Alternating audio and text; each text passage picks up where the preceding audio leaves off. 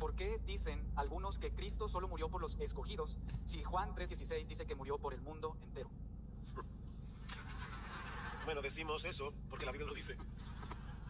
En Juan capítulo 10, luego voy a ir a Juan 16, pero en Juan capítulo 10, en el discurso del buen pastor, el Señor dice, cuando saca todas las suyas, dice, a este le abre el portero, las ovejas oyen su voz, llama a sus ovejas por nombre y las conduce afuera. Cuando saca todas las suyas, ya va delante de ellas y las ovejas lo siguen, las ovejas porque conocen su voz. O sea, las ovejas de Jesús conocen su voz. Más adelante sigue hablando el Señor y dice, yo soy el buen pastor da su vida por las ovejas. ¿Cuáles son las ovejas? Ya las describió, los que lo siguen a él. Luego, más adelante, dice de nuevo, tengo otras ovejas que no son de este redil, a este también me es necesario traerlas y oirán mi voz, porque las ovejas de Jesús oyen su voz y serán un rebaño con un solo pastor. Por eso el Padre me ama, porque yo doy mi vida para tomarla de nuevo. Nadie me la quita, sino que yo la doy de mi propia voluntad. ¿Por quiénes? Bueno, seguimos leyendo. Estos judíos rebaten algo de Jesús y él les dice en el versículo 25, os lo he dicho y no creéis porque no sois de mis ovejas. Así que Cristo es una distinción muy clara. Yo doy mi vida por las ovejas. ¿Y quiénes son las ovejas? Los que oyen mi voz. ¿Y ustedes por qué no creen? Ustedes no son de mis ovejas.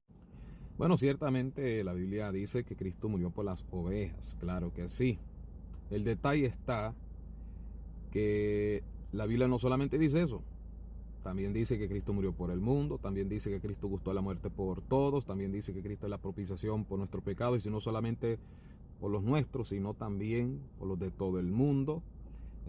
La Biblia dice que Dios quiere que todos los hombres se salven. La Biblia dice que Dios no quiere que ninguno se pierda. La Biblia dice que Dios manda a todos los hombres en todo lugar que se arrepienta. Entonces eso da a entender que la expiación de Cristo no solo fue para las ovejas.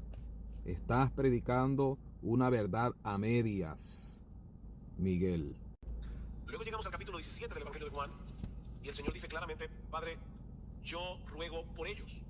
¿Por quiénes? Dice, por los que tú me diste. Yo no ruego por el mundo, dice Cristo, sino por los que me has dado, porque son tuyos. O sea, una vez más, Jesús dice, yo no ruego por el mundo. Yo no ruego por ellos, yo ruego por mis ovejas.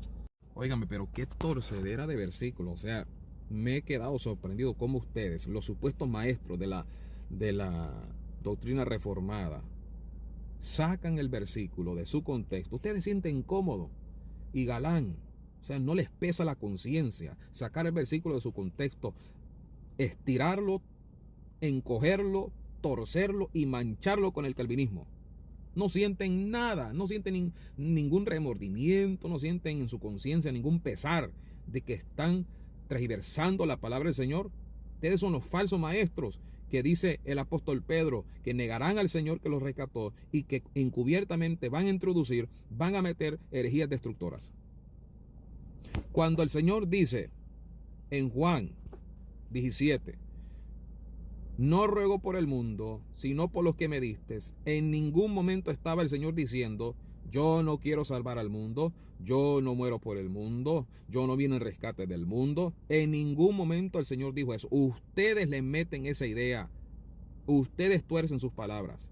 Claramente el Señor, si usted lee el contexto y no es un torcedor de las Escrituras, se va a dar cuenta que el propósito de la oración en Juan capítulo 17 era la unidad. Obviamente el Señor no va a estar orando para que sus discípulos sean uno con el mundo. Por eso dice, no ruego por el mundo, sino por los que me diste, para que sean uno. ¿Cuál era el propósito? Para que sean uno. Para que sean uno. Y está hablando de los discípulos, para que sean uno. Siguiendo la misma lógica de este hombre, entonces él debería reconocer que él también queda excluido de la salvación porque Cristo no murió por él, porque Cristo está diciendo que no ruega por el mundo, sino por los 12 que tiene ahí, los escogidos, los que el Padre le dio. Entonces tú quedas excluido también. No.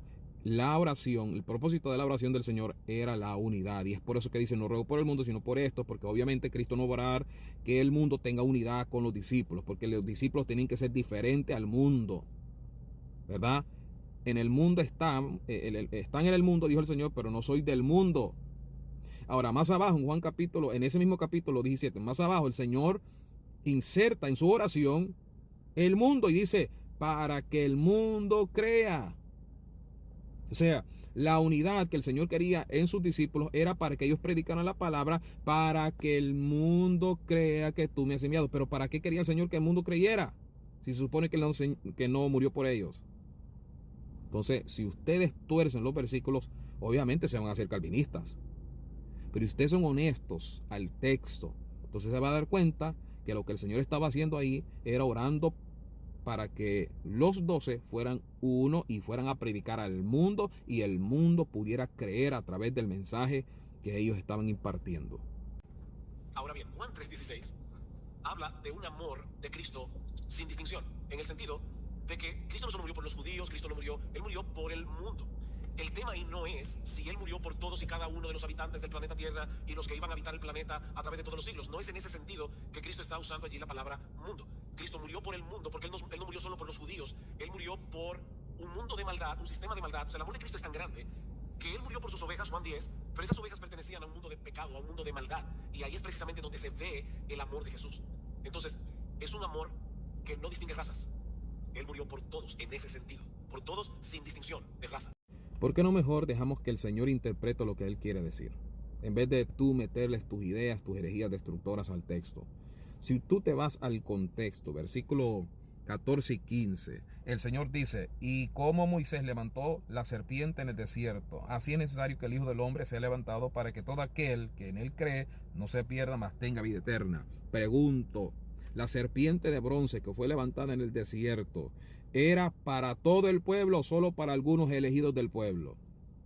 ¿Era para todo el pueblo de Israel, todo pueblo, todo israelita y todo extranjero que habitaba entre el pueblo, o solo para algunos elegidos? ¿Para quién era la serpiente de bronce? ¿Para todo aquel que era mordido y elegido, o solo aquel que los demás podían ser mordidos, pero solo los elegidos eran salvos? ¿Qué dice el texto? ¿No dice la Biblia que cualquiera que miraba la serpiente era sanado? El Señor está usando esa misma ilustración al decir, para que todo aquel que en Él cree no se pierda, mas tenga vida eterna, por cuanto Dios amó al mundo y envió a su Hijo unigénito para que todo aquel que en Él cree no se pierda. O sea, el contexto te dice que el mundo ahí no es los elegidos, tampoco es un grupo de cada raza, sino todos, así como la serpiente fue levantada para provisión de todos los que estaban en el pueblo, cualquiera que fuera mordido por una serpiente, miraba y era sanado.